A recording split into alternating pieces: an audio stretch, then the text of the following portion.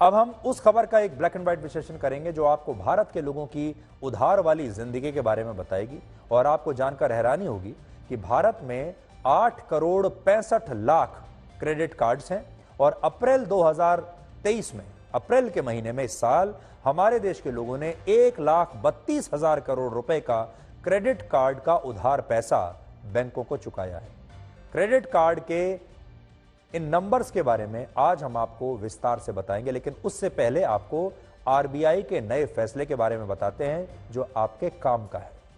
Reserve bank of India ने सभी बैंकों को एक सर्कुलर जारी किया है जिसके तहत ऐसे ग्राहक जो क्रेडिट कार्ड का इस्तेमाल करते हैं या बैंकों से नया क्रेडिट कार्ड लेना चाहते हैं, उन्हें 1 अक्टूबर से अपनी मर्जी का कार्ड नेटवर्क चुनने और फिर अपने पुराने क्रेडिट कार्ड के कार्ड नेटवर्क को पोर्ट करने की सुविधा दी जाएगी।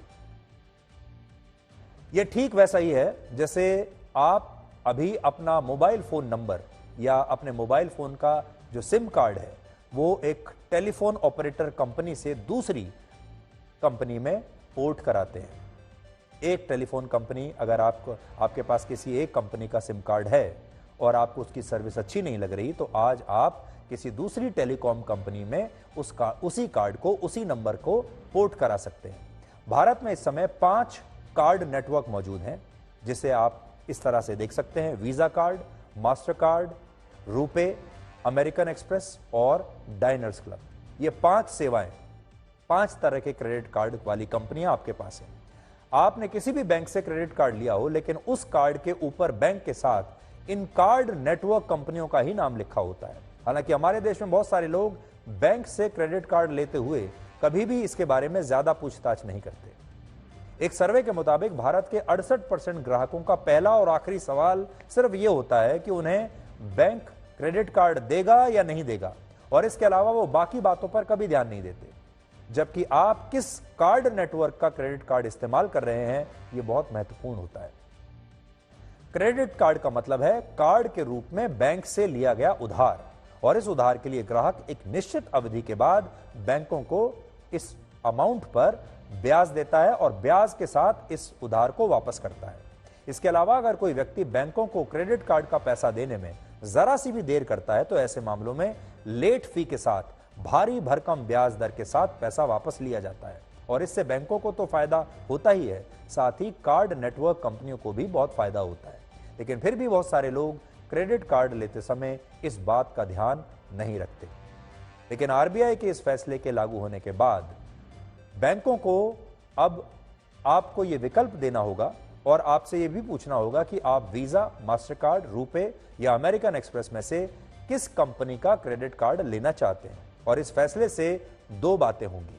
पहला, इससे बैंक, कार्ड नेटवर्क कंपनीज और ग्राहकों के बीच एक पारदर्शिता यानी ट्रांसपेरेंसी आएगी और आप क्रेडिट कार्ड लेते समय यह समझ पाएंगे कि किस कार्ड नेटवर्क कंपनी का कार्ड लेने में बैंक आपको ज्यादा फायदा है, बैंक को ज्यादा फायदा है या आपको ज्यादा फायदा है, और कौन कौन सी कंपनी आपको क्या क्या सुविधाएं दे रही है, ब्याज के दर क्या होंगे, फीचर्स क्या होंगे, सुविधाएं क्या होंगी। दूसरा, इससे ऐसी कार्ड नेटवर्क कंपनीज को भी फायदा होगा जिन्हें अभी बहुत कम मौका मिलता है, क्योंकि बैंक वाले आपको उनके बारे में बताते ही नहीं। जैसे फिलहाल ज्यादातर प्राइवेट बैंक्स वीजा, मास्टरकार्ड या फिर अमेरिकन एक्सप्रेस के क्रेडिट कार्ड्स ही आपको जारी करते हैं, और ये तीनों अमेरिका की कंपनियां हैं।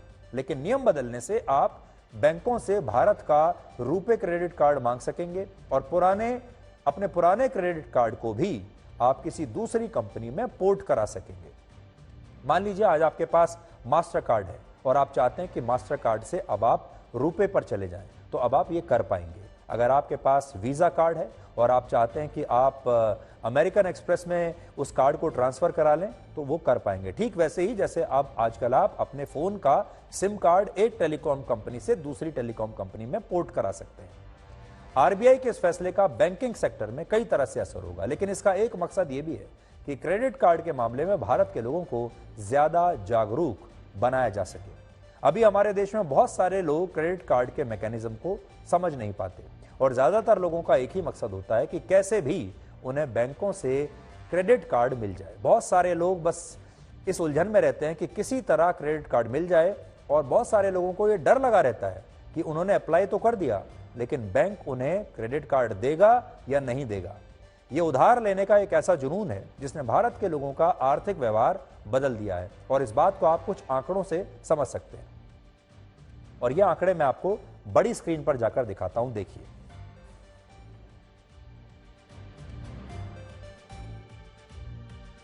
अब देखिए आप, इस समय हमारे देश में अप्रैल 2023 तक भारत के अलग अलग bank 8 crore 65 lakh credit cards जारी कर चुके थे, और आज भारत में क्रेडिट कार्ड्स के जरिए बैंकों से लिए गए उधार की राशि 2 लाख करोड़ रुपए की हो चुकी है, और साल दर साल इसमें 29.7% की वृद्धि हो रही है। यानी हमारे देश में जो नया चलन आया है वो है क्रेडिट कार्ड्स के जरिए ज्यादा से ज्यादा पैसा उधार लेना। इससे भी बड़ी बात यह है कि भारत में हर महीने 1 लाख करोड़ रुपए की क्रेडिट पेमेंट्स होती हैं, और अप्रैल के महीने में यह आंकड़ा 1,32,000 करोड़ रुपए तक पहुंच गया था। इन आंकड़ों से यह पता चलता है कि अब हमारे देश में उधार लेने को बुरा नहीं माना जाता, जबकि पहले ऐसा नहीं था। आज से कुछ दशक पहले तक जब कर्ज लेने को हमारे देश में बुरा माना जाता था, तब हमारे बड़े बुजुर्ग ऐसा कहा करते थे कि अगर किसी परिवार ने कर्ज लिया है तो जरूर उस पर कोई बहुत बड़ी विपदा या संकट आया होगा। और जो परिवार पहले कर्ज लेते भी थे उन्हें रातों को नींद नहीं आती थी, क्योंकि लोग ऐसा कहा करते थे कि कर्ज जो है वो जल्दी से जल्दी चुका लेना चाहिए। पहले कर्ज बीमारी के इलाज, शादी, कोर्ट कचहरी के खर्च या आजीविका को बचाने के लिए लिया जाता था, लेकिन अब बहुत सारे लोगों के लिए कर्ज लेना एक फैशन सा बन गया है। हम ये नहीं कह रहे कि हर व्यक्ति अपने शौक के लिए लोन लेता है, लेकिन यह भी सच है कि बहुत सारे लोग अब अपनी जरूरतों को पैसा बचाकर पूरा नहीं करते, बल्कि उन्हें उधार की ये जिंदगी अब अच्छी लगती है, क्योंकि इस जिंदगी में बहुत चकाचौंध है। क्रेडिट कार्ड के ज्यादा इस्तेमाल की एक वजह यह भी है कि ये कैशलेस होता है, और इसका इस्तेमाल करने से ग्राहकों को नए नए ऑफर्स मिलते हैं, लाभ मिलते हैं, रिडीम पॉइंट्स मिलते हैं, जिनसे लोगों को काफी फायदा होता है। इसलिए आज हम आपको ये बता रहे हैं कि ये जरूरी नहीं कि क्रेडिट कार्ड का इस्तेमाल करना खराब ही हो। क्रेडिट कार्ड इस्तेमाल करने से फायदे भी होते हैं। पहला फायदा तो ये कि आपको अपनी जेब में इतना सारा पैसा लेकर चलने की जरूरत नहीं है।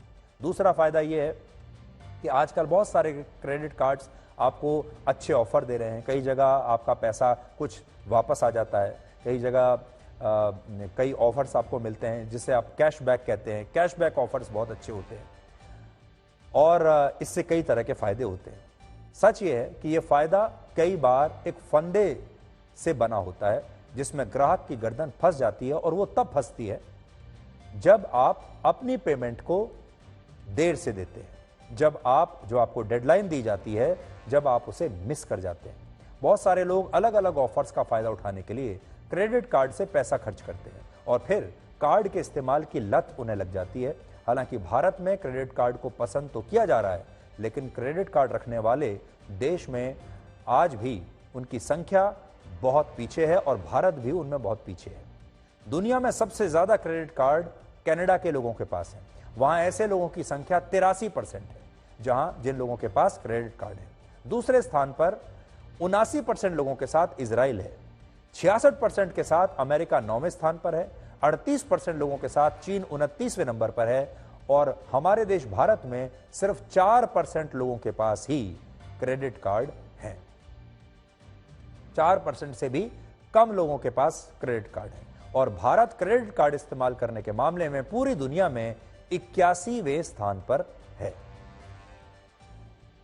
तो क्रेडिट कार्ड अच्छे भी हैं, खराब भी हैं, लेकिन क्रेडिट कार्ड का मतलब यह नहीं है कि आप अनलिमिटेड उधार ले लें। क्रेडिट कार्ड का मतलब यह नहीं है कि आप जिस चीज का पैसा आगे चलकर चुका नहीं सकते वो सामान भी आप खरीद कर अपने घर में ले आए। यह तो आप ही को सोचना होगा। आपको कार्ड पर उतनी ही शॉपिंग करनी चाहिए जितना कि आप 1 महीने में वापस कर सकें, या ज्यादा से ज्यादा 2 महीने में वापस कर सकें।